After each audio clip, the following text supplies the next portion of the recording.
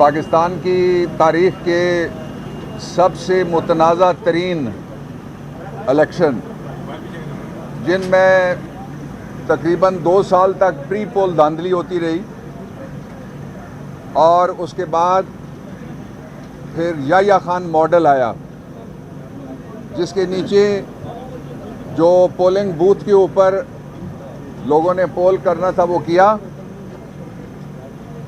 और उसके बाद जो नताइज निकले वो सारे फॉर्म 45 के अंदर हमें दिए गए। मैंने अभी NA 106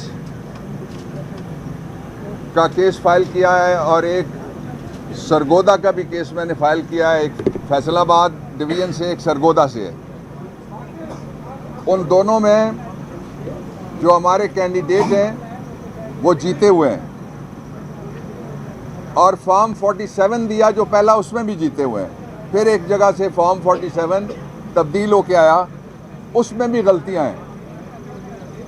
तो इस तरह से पाकिस्तान में 2 इलेक्शन हुए हैं।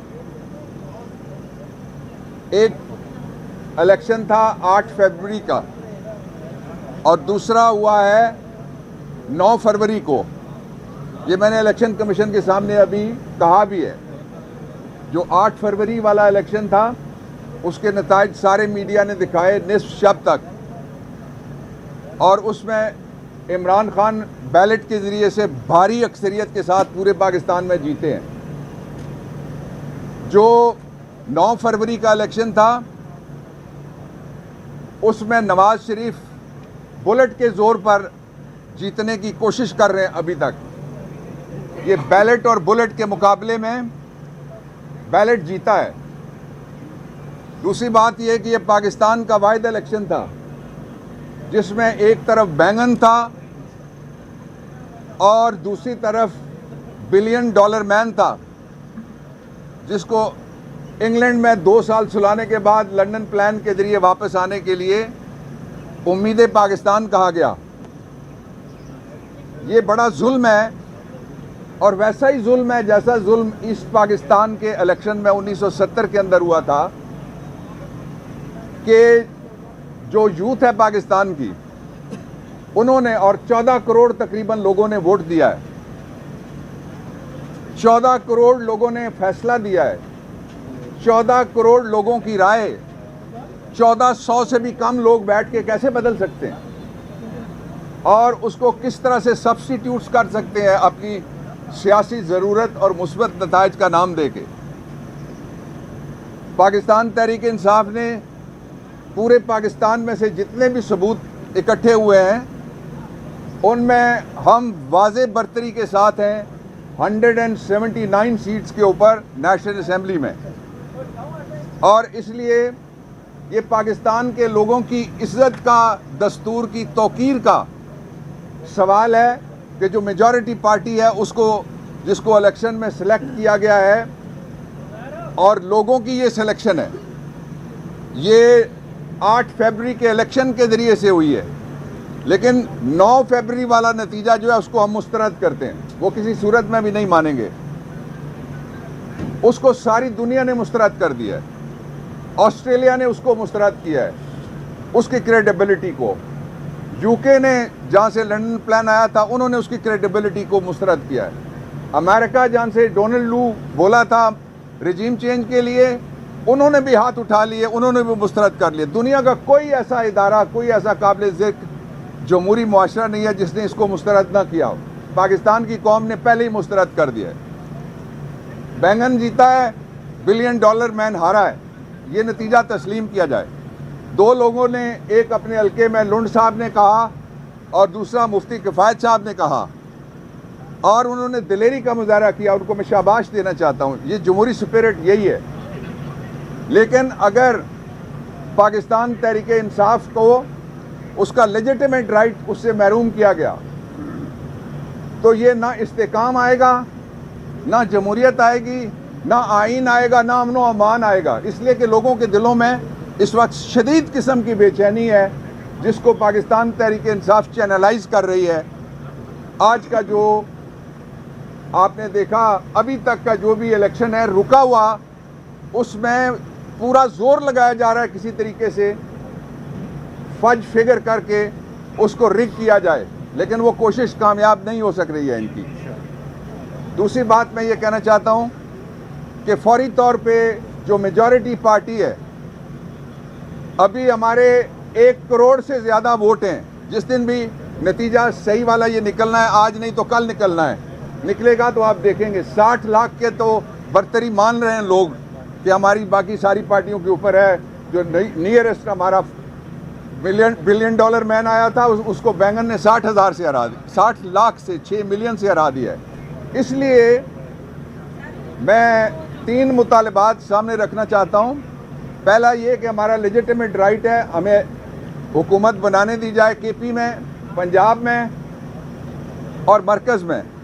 दूसरा ये कि फौरी तौर पे इमरान खान को रिहा किया जाए ताकि मेजॉरिटी पार्टी का लीडर वो सामने आ सके और वो कौम को बताएगा कि ये मेरा एजेंडा है। 2 सालों में मशरक़ी पाकिस्तान में भी 1968 से 70 तक मजालिम करके मुस्बत नताइज हासिल नहीं कर सके थे हम, बदकिस्मती के साथ। अल्लाह ना करे कि वैसा कोई और सूरत हाल कभी पैदा हो। लेकिन यहाँ भी 2022 से 2024 तक सारा जोर लगा के कोई मुस्बत नताइज नहीं ले सका। ये वो मॉडल है जिसको मैंने कहा याया खान मॉडल।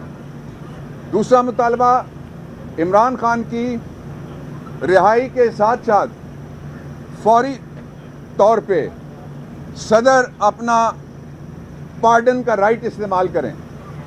और मैं सदर साहब से दरख्वास्त करना चाहता हूँ, आपके जितने भी हफ्ते और हैं आप तारीख लिखें।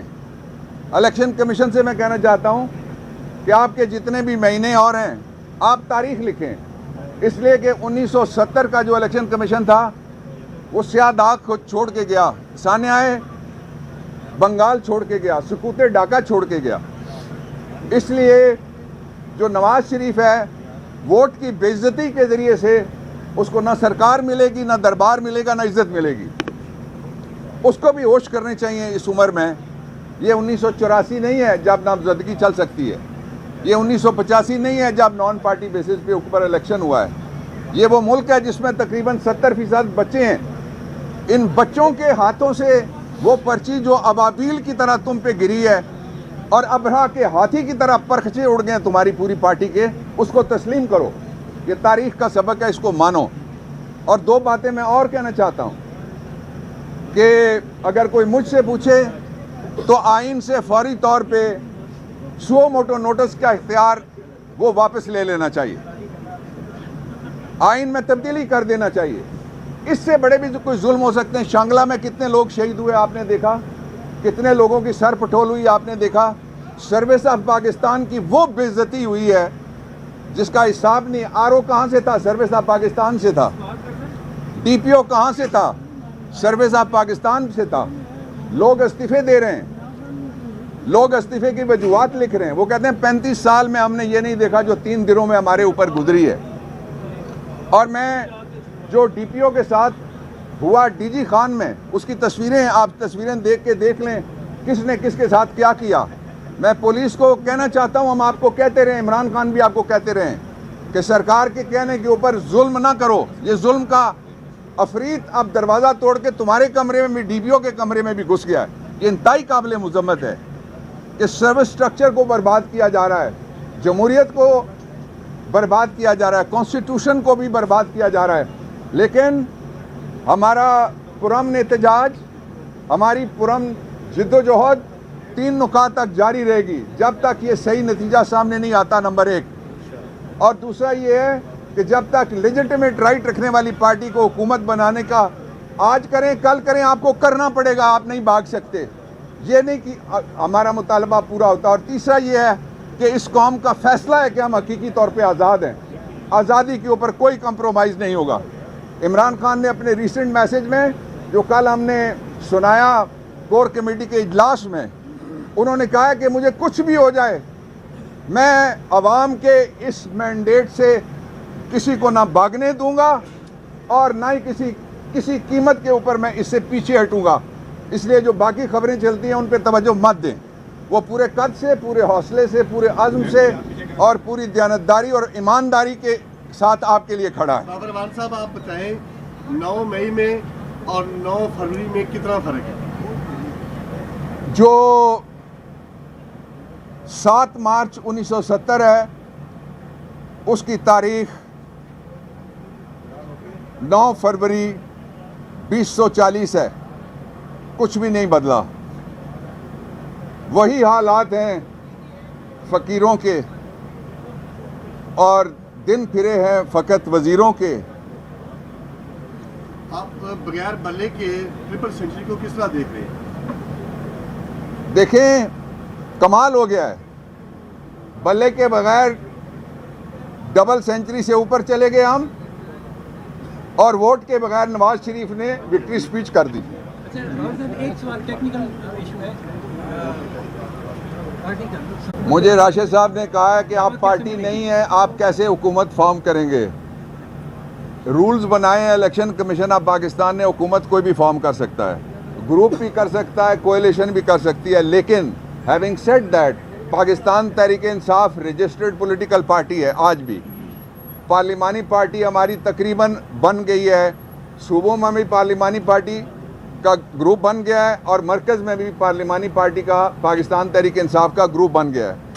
चेयरमैन पाकिस्तान तहरीक इंसाफ जो तायात हैं वो रजिस्टर्ड वोटर हैं। उन्होंने इस इलेक्ट्रल प्रोसेस के अंदर आवाम को फतह और हकीकी आज़ादी दिलाने के लिए अपना वोट डाला है, इसलिए हमारे पास मेजॉरिटी है। आज की तारीख में ये सारी रिगिंग होने के बावजूद, बैलेट से लेकर बुलेट्स तक जो नवाज शरीफ चला रहा है उसकी सारी तारीख आप सामने रख लें, इसके बावजूद हम सिंगल लार्जेस्ट मेजॉरिटी पार्टी हैं। जमहूरियत का कोई भी पैमाना हो, दस्तूर का कोई भी आर्टिकल हो, दुनिया की कोई पार्लिमानी तारीख उठा के देख लें, हमारा राइट है कि हम बनाएंगे।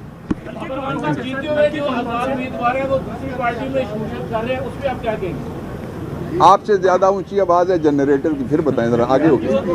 आजाद उम्मीदवार है वो दूसरी पार्टियों में जा रहे हैं, ऐलान कर रहे हैं, उस पर कोई आजाद उम्मीदवार दूसरी पार्टी में नहीं गया। जिसकी आप यहाँ वाले की जिक्र कर रहे हैं मजबूर उम्मीदवार था।